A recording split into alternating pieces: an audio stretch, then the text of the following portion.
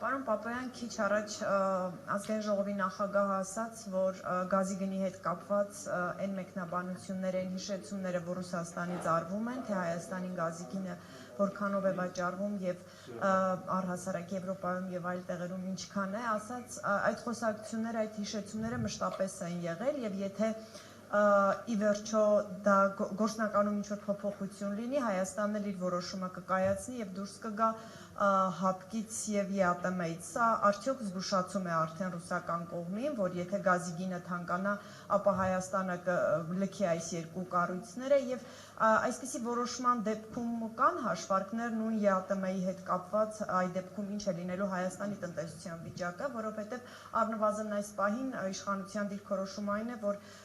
մինչև այլ շուկաներ հասնելը ստանդարտների հարցը պետք է լուծվի, իսկ դա ժամանակի խնդիր է։ Եթե գազի գնի փոփոխություն լինի, հարցս դա է եւ այն մեկնաբանությունը, որ Հայաստանը դուրս կգա ԵԱՏՄ-ից եւ հապկից։ Հապկի մասով հստակ է, բայց ԵԱՏՄ-ի մասով ինչպիսին է լինելու հետո իրավիճակը Հայաստանի տնտեսության հետ կա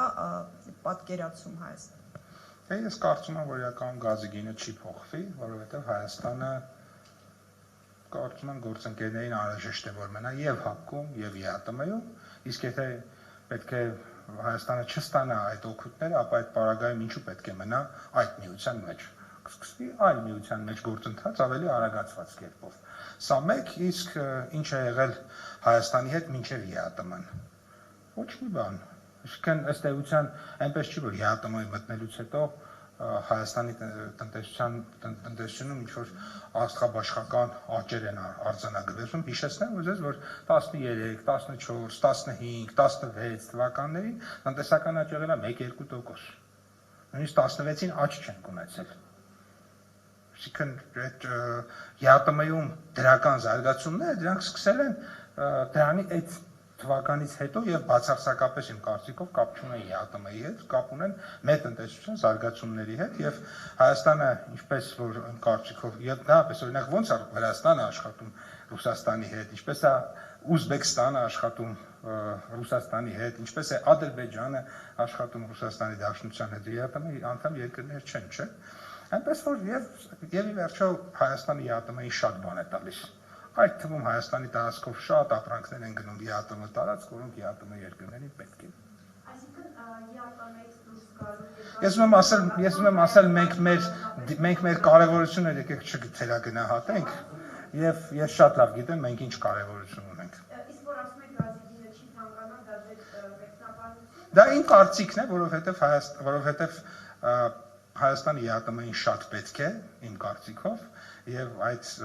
կարևորությունը հաստատ գազի գնից իմ կարծիքով ավելի կարևոր ու թանկարժի։ Եվ ընդհանրապես այս աշխարհում ոչ մի բան անվճար չի, այդ թվում գազի գինը։ Եւ գազի գինը, որ Հայաստանում $175 է, դա մեր գեղեցիկ աչքերի համար չի։ Պարոն Պապոյան, ռուսական կողմը փաստացի իր դիրքորոշումը հայտնեց երկաթուղիների կոնսենսուս կառավարման հետ կապված բացասական առումով, ասաց, որ սա կարծես միայն Հայաստանի, դիրքորոշում է, թեև հայկական կողմը ասում է, որ այնպես են կանել, որ թե Ռուսաստանի, թե մեր այսպես համատեղ որոշման կան։ Հիմա սրա հետ կապված ոնց է հետական պատկերացնում Ռուսաստանի այս դիրքորոշումը հայտնի հաշվի առնելով ու երկաթուղիների հետ կապված ու մեկ հարց է, մենք պարբերաբար այսպես պաշտոնական մակարդակով լսում ենք, որ Ադրբեջանից ներկրվել է բենզին կամ իր տարածքով ցորեն։ Լավ, չկա այնպեսի ապրանք, որ այսպես հակառակ լինի, այսինքն Հայաստանից գնա Ադրբեջան, այսինքն այս միակողմանի տնտեսական գործընթացը։ Տեսեք, Ադրբեջանի տարածք, ադրբեջանական ցակման մեկ կամ երկու արտադրանք է եկել Հայաստան։ Իսկ դա բենզինն է եղել եւ դիզելային վառելիքը, այլ ապրանք չկա։ Իսկ Ադրբեջանի տարածքով գրեթե ամեն օր մի բան գալիս է։ Այսինքն օրինակ սուպերմարկետների ցանցերից մեկը Նորզովքը Ադրբեջանի տարածքով դիմել է, որ բերի սպիտակաձավար ենթադրենք։ Մեկ ուրիշ կազմակերպություն դիմել է, որ բերի քարածուխ ռուսական։ Մյուսը պարբերաբար բերում է հացահատիկ, այն մյուսը պարբերաբար արդեն բերում է բան, պարարտանյութ, սելիտրա, հա։ Այսինքն այս process-ը, այն ինչ որ Ադրբեջանի տարածքով գալիս է։ Այդտեղ այնքան ապրանքը ամեն օր ամեն օր չէ, բայց պարբերաբար այնքան է գալիս, որ ինքը շատ սովորական երևույթ է արդեն դարձել։ Եվ ինչպես ասում են, ես օրինակ կորցրել եմ արդեն հաշիվը, ապրանքատեսակների ցանկը եւ այլն։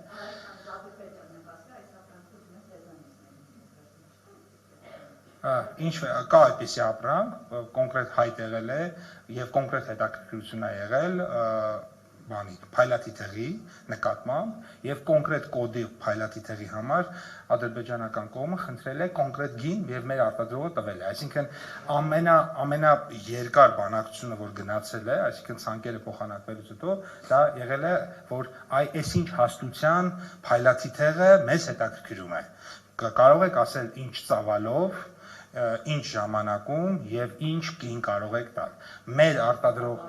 Մեր արտադրողը ծավալը, գինը, այսինքն այսքան ժամանակում կարող եմ տալ այս ծավալի այդ որակի արտադրանք։ Տվել է։ Դեռ պատասխան չենք ստացել, այսինքն այստեղ մյուս կողմից որ բանակցությունները գնացնեն առաջ եւ եկել ենք քիչ թե շատ, այսպես ասած, հետաքրքրության, դա կոնկրետ արդեն ասացի փայլատի թղի դեպքում է։ Ոյ, հիմա չեմ կարող ասել։ Ինչ նկատի ունեք երկար։ Դա պետք է աշխատեն, գիտեք, հիմա ոչ մի բան էլ հեշտ չի եղել ու ոչ մի բան էլ որ գնում ես առաջին անգամ խոսում ես բանակցում ես, ես չեմ հիշում որ լինի այո, այսինքն ու բոլոր երկրների հետ, մենակ Ռուսաստանի հետ չէ, պետք է աշխատես, բանակցես եւ ի վերջո դրա արդյունքում գանք մեզ համար ընդունելի կամ մեզ համար դրական լուծման։ Պարոն Պապոյան, Ռուսաստանը ապրիլի 1-ից սահմանափակում է բենզինի արտահանումը։ Սա ինչքանով կազդի մեր վրա, թե որ ԵԱՏՄ-ենք դա չի ազդելու, եթե ազդելու է, ինչպես է ազդելու։ Մեր վրա չի ազդելու դա, մենք ունենք այնտեղ որպես ԵԱՏՄ անդամ մեր քվոտաները եւ Հայաստան արտահանման վրա դա ազդեցություն չունի։ Իրականում մենք հիմա Ռուսաստանից քիչ ենք ներմուծում բենզին, այսինքն մեր բենզինը Ռուսաստանի մասնաբաժինը այս պահին քիչ է վերջին ամիսներին, ավելի շատ եվրոպական ծագմաններ, մասամբ Ադրբեջանի, մասամբ իրանական, մասամբ նաև ռուսական, բայց այնուամենայնիվ նման խնդիր չկա, նույնիսկ այդ փոքր մասնաբաժնի դեպքում խնդիր չկա։ Շնորհակալություն։ Ներողություն եմ խնդրում պարզապես լրացնելով նաև գործընկերոջս, պարոն Պապոյան, դուք դա եք նշում, բայց տեսեք բենզինի շուկայում արդեն իսկ թանկացում նկատվում է, օրինակ պայմանական ասած 1 շաբաթ առաջվա գների հետ, դա ինչով է պայմանավորված։ Ասում Հայաստանը այս պահին դեռևս աշխարհի այն երկրներից է, որ ամենակիչն է բարձրացել բենզինը, համեմատության համար ասենք երկրներ կա, որ 2-3 անգամ է բարձրացել, ընդ որում Եվրոպայում, Ասիայում մինչև 3 անգամ երկրներ կա բարձրացել է, մեր մոտ դեռևս տոկոսներով է, բայց ցավոք սրտի մենք ունենք կանխատեսում, որ բարձրանալու է, որովհետև չի կարող նավթի գինը 2 անգամ օրինակ բարձրանալ եւ դա չազդել բենզինի գների վրա, դա օբյեկտիվ է, եւ մենք հիմա ինչ անգնեմ առաջ նվազագույնը մեր գյուղատնտեսության համար սուբսիդավորման ծրագիր մտածում ենք դիզելային վառելիքի համար, որպեսզի մեր գյուղաբնակ քաղաքացիների համար գարնանային աշխատանքները լինեն մաքսիմալ հնարավորինս, այսպես ասած, ոչ դժվար, որովհետև բայց ինքը պրոցեսները այնպիսին են, որ գները ավելանում են, ընդ որում բոլոր տեսակի նավթամեթերիկների գներն են ավելանում եւ գիտեք դրա պատճառը Իրանի պատերազմով հիմնական իհարկե, որովհետեւ այստեղ միայն Իրանի խնդիրը չի, նաեւ Մերձավոր Արևելքի այլ խոշոր արտադրողները իրենք խնդիր ունեն, գիտեք, Հորմուզի նեղուցով մատակարարումներ անելու եւ այլն, եւ սա բերել է ամբողջ միջազգային շուկայի գների ավելացման։ Եվ մեկ հիմնական Ես հարցը կարծացի կարծեմ օրինակ Ինդոնեզիայում եւ էլի հարավարևելյան Ասիայի որոշ երկրներում 2.5 անգամ մինչեւ գները բարձրացել էին, եվրոպական երկրներում էլի ռեկորդներ, Միացյալ Նահանգներում նկատի ունեմ գները բարձրացել են եւ Հայաստանը դեռևս, էլի եմ գտնում դեռևս, որովհետեւ եթե այսպես մնա, չենք կարողանա երկար ժամանակ այս գները պահել։ Եվ իմ հարցը, պարոն Պապոյան, տեսեք, գալով կրկին Հայաստան-Ռուսաստան տնտեսական հարաբերություններին, հա։ Դուք նշեցիք, որ մենք բնականաբար չպետք է թերագնահատենք որպես պետություն մեր դերակատարումը, մեր կարևորությունը, բայց մյուս կողմից էլ երբ որ ընդհանուր իրավիճակը նայենք տնտեսական, հա, առումով դիտարկում ենք, տեսեք, Ռուսաստանը այս պահի դրությամբ էլ Հայաստանի առաջին, հա, այսպես տնտեսական գործընկերն է, արտահանումների, այսպես ճնշող մեծամասնությունը հենց Ռուսաստան է գնում եւ այդ առումով նաեւ ուզում եմ հասկանալ, եթե օրինակ նայում ենք արտահանման ծավալների աճին, նաև վարչապետ Փաշինյանի այն հայտարարությանը, որ քանի տոկոսով է աճել առևտրաշրջանառությունը Հայաստանի եւ Ռուսաստանի միջև, չեք կարծում, որ օրինակ այդուհանդերձ եթե Ռուսաստանը փորձի այսպես տնտեսական լծակները, հա,